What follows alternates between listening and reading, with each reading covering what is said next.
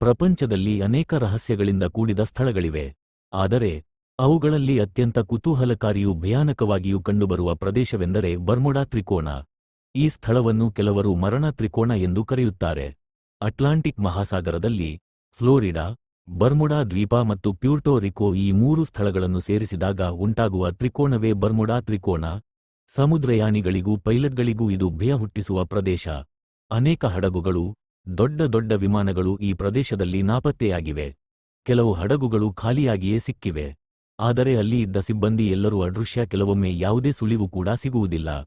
1945ರಲ್ಲಿ ಅಮೆರಿಕದ ಫ್ಲೈಟ್ 19 ಯುದ್ಧ ವಿಮಾನದಳ ತರಬೇತಿಗಾಗಿ ಈ ಪ್ರದೇಶದ ಮೇಲೆ ಹಾರಿತು.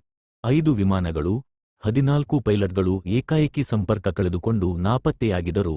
ಅವರನ್ನು ಹುಡುಕಲು ಹೋದ ರಕ್ಷಣಾ ವಿಮಾನವೂ ಮಾಯವಾಯಿತು. ಈ ಘಟನೆ ಬರ್ಮುಡಾ ತ್ರಿಕೋನವನ್ನು ಜಗತ್ತಿನ ಗಮನಕ್ಕೆ ತಂದಿತು. ವಿಜ್ಞಾನಿಗಳು ಹಲವು ಕಾರಣಗಳನ್ನು ಸೂಚಿಸಿದ್ದಾರೆ. ಸಮುದ್ರದ ಕೆಳಗಿರುವ ಮಿಥೇನ್ ಅನಿಲ ಬಾಬುಲುಗಳು ಹಡಗುಗಳನ್ನು ಕೆಳಕ್ಕೆಳೆಯುತ್ತವೆ. ಅಲ್ಲಿ ಇರುವ ಚುಂಬಕ ಶಕ್ತಿಗಳು ಕಂಪಸ್ ಮತ್ತು ನ್ಯಾವಿಗೇಷನ್ ಉಪಕರಣಗಳನ್ನು ಕೆಡಿಸುತ್ತವೆ. ಕೆಲವರು ಇದನ್ನು ಅಲಿಯನ್ಗಳ ಕಾರ್ಯ ಅಥವಾ ಇನ್ನೊಂದು ಲೋಕಕ್ಕೆ ದಾರಿ ಎಂದು ನಂಬುತ್ತಾರೆ. ಇಷ್ಟೇ ಸತ್ಯ. ಇಂದಿಗೂ ಬರ್ಮುಡಾ ತ್ರಿಕೋನದ ನಿಜವಾದ ರಹಸ್ಯ ಬಯಲಾಗಿಲ್ಲ. ಕೆಲವರಿಗೆ ಇದು ಕೇವಲ ಭಯ ಹುಟ್ಟಿಸುವ ಕಥೆ, ಇನ್ನು ಕೆಲವರಿಗೆ ಇದು ಪ್ರಪಂಚದ ಅತ್ಯಂತ ಅಪಾಯಕಾರಿ ಸ್ಥಳ. ಆದರೆ ಒಂದು ಮಾತು ನಿಜ, ಬರ್ಮುಡಾ ತ್ರಿಕೋನ ಇನ್ನೂ ಜನರ ಕುತೂಹಲವನ್ನು ಕೆರಳಿಸುತ್ತಲೇ ಇದೆ.